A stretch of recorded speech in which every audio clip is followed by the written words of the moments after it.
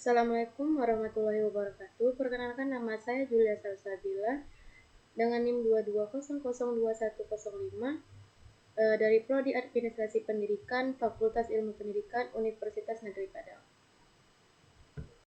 Baiklah, pada kesempatan kali ini, di video kali ini saya akan menjelaskan atau memaparkan materi tentang public external dalam public relation serta strateginya dalam aktivitas public relation. Baiklah, langsung saja masuk ke materinya. Di sini bahwa kita ketahui kekuatan dari sebuah perusahaan atau lembaga ada di tangan publik. Seberapa hebat hubungan yang dibangun oleh praktisi PR, apakah mereka internal dan eksternal, maka akan sebegitu hebat pula hasil produk karya jasa yang dikeluarkan oleh lembaga tersebut sehingga menjadi sebuah kepercayaan bagi keseluruhan masyarakat yang terkena secara langsung ataupun tidak langsung yang dianggap punya kapabilitas dengan organisasi atau perusahaan tersebut. Jadi siapa external public relation?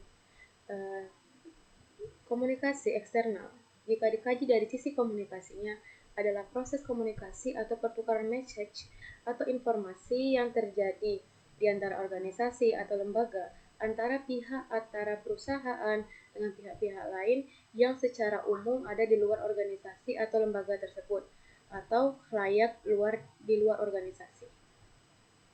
Dan mereka pada umumnya banyak dan hampir semuanya punya kaitan dan keterlibatan langsung ataupun tidak memberikan efek dan dampak bagi lembaga, begitu pun sebaliknya.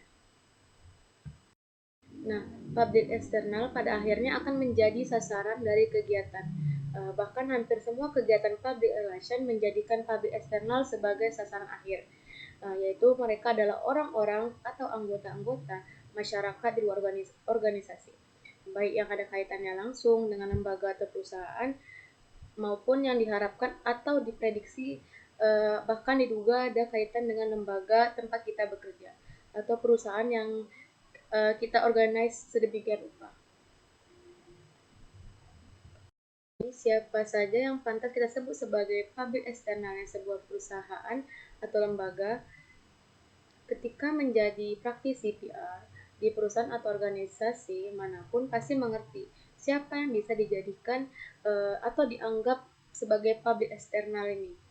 Itu menjadi acuan akhir untuk dijadikannya standar ukuran dalam memproduksi sebuah produk atau menghasilkan karya-karya dari lembaga perusahaan kita, dan standarnya adalah mereka yang menjadi eksternal public kita. Nah, ada satu pendapat dari Suhandang, public eksternal dari perusahaan atau organisasi itu banyak, minimal terdiri dari 5. Yang pertama ada community public, yang kedua ada customer public, yang ketiga ada consumer public, yang keempat ada organisasi masyarakat yang mempunyai kepentingan atau keterkaitan dengan perusahaan itu, dan general public atau khalayak ramai yang berkepentingan dan bersimpati terhadap perusahaan lembaga kita. Selain yang telah disebutkan, public eksternal yang lain, yang pertama ada hubungan dengan pihak pers atau pers relation. Yang kedua ada government relation atau hubungan dengan pihak pemerintah. Yang ketiga ada community atau hubungan dengan masyarakat sekitar tempat di mana organisasi atau lembaga kita berada. Selanjutnya supplier relation atau hubungan dengan para rekanan atau pemasok dari barang yang akan kita hasilkan. Ada yang tidak kalah pentingnya adalah customer. Hubungan dengan customer relation atau hubungan dengan para pelanggan pengguna jasa atau produk yang menjadi target market dari usaha kita. Kemudian ada consumer relation, yaitu hubungan dengan para konsumen. Selanjutnya ada education relation, yaitu hubungan dengan bidang-bidang pendidikan. Lalu yang terakhir ada yang menjadi standar dari pemikiran setiap lembaga adalah terkait dengan hubungan dengan masyarakat umum atau general relation, karena disadari atau tidak mereka akan menjadi atau memberikan dampak positif atau sebaliknya untuk lembaga perusahaan kita. Yang akan dibahas pada kali ini ada 3 bahasan, yaitu satu hubungan dengan media first relation, yang kedua ada customer relation dan government relation. Nah, yang pertama kita akan membahas tentang hubungan dengan media atau first relation.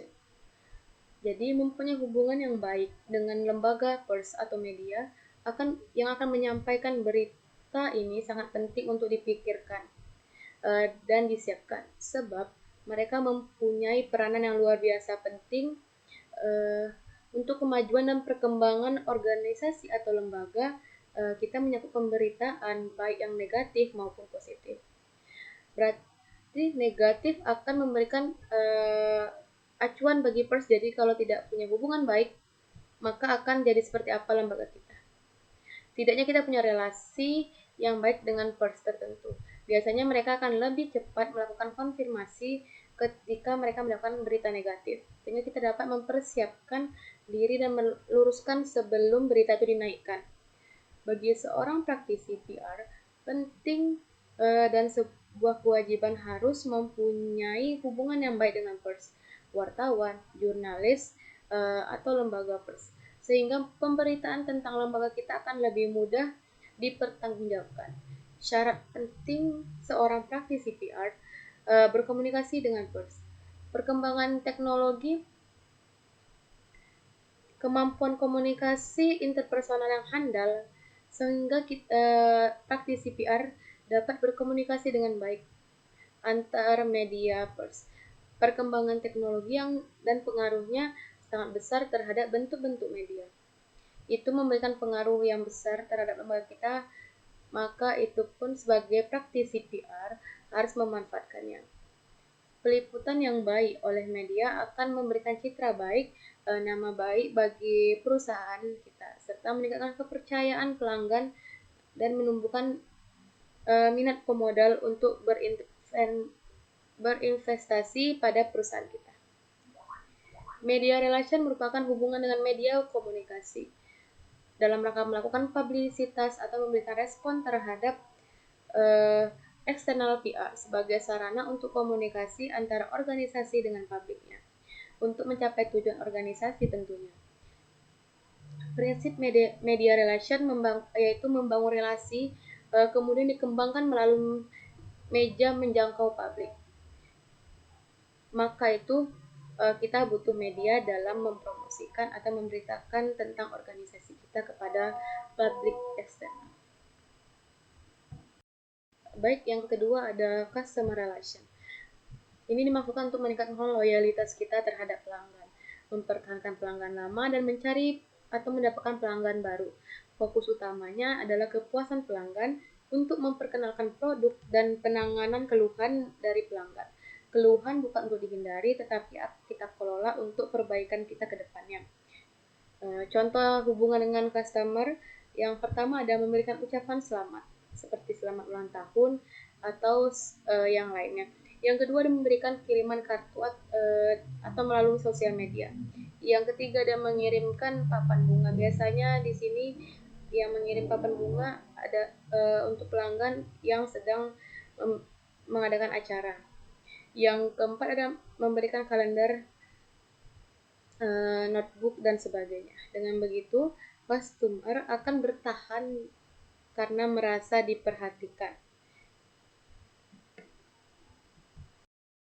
Dan yang ketiga, kita membahas tentang hubungan dengan pemerintah atau government relation. Dalam kegiatan PR, pemerintah dianggap menjadi sangat penting meskipun tidak terlibat secara langsung. Pemerintah biasanya terdiri dari orang-orang yang mempunyai pengaruh luar biasa bagi masyarakat dan punya efek pada keseluruhan kegiatan bisnis. Adanya pejabat PR yang khusus berhubungan dengan pihak pemerintah untuk kepentingan perusahaan. Sebenarnya bukan hal yang dilarang, negosiasi bisa muncul di situ. Bagaimana perusahaan bisa berjalan baik sehingga pemerintah tidak menjadi gangguan, tapi justru merespon positif dan mendukung perusahaan kita. Pemerintah membutuhkan kalangan perusahaan, begitu juga sebaliknya. Jadi ada hubungan mutualisme, saling menguntungkan. Tugas yang diemban oleh praktisi PR dalam kaitannya dengan pemerintah apa saja sih? Yang pertama ada meningkatkan komunikasi dengan pejabat pemerintah dan lembaga tinggi negara. Bukan menjilat tapi ada aturannya.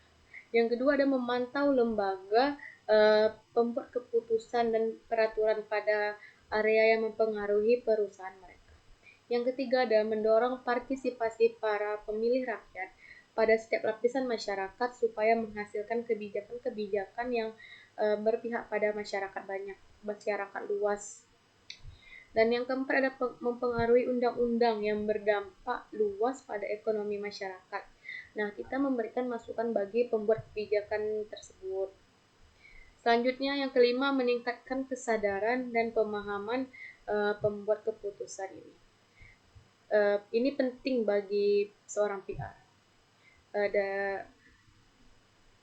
Yang terakhir ada mengurangi ketidakpastian. Karena kalau kita jauh dengan pemerintah, kita tidak akan tahu aturan-aturan yang akan keluar, sehingga tidak bisa mengantisipasi banyak hal yang akan terjadi. Selanjutnya ada juga yang namanya mempercepat keluarnya keputusan yang berkaitan dengan jalannya perusahaan, meningkatkan pemahaman satu sama lain, dan mendapatkan perlindungan pada saat perusahaan menghadapi krisis.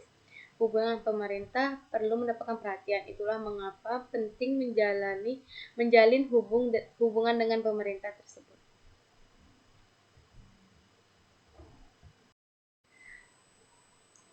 Hubungan dengan government relation ini menjadi akhir bahasan kita pada kali ini. Mungkin sekian materi yang dapat saya sampaikan. Semoga dapat dipahami oleh kita semua.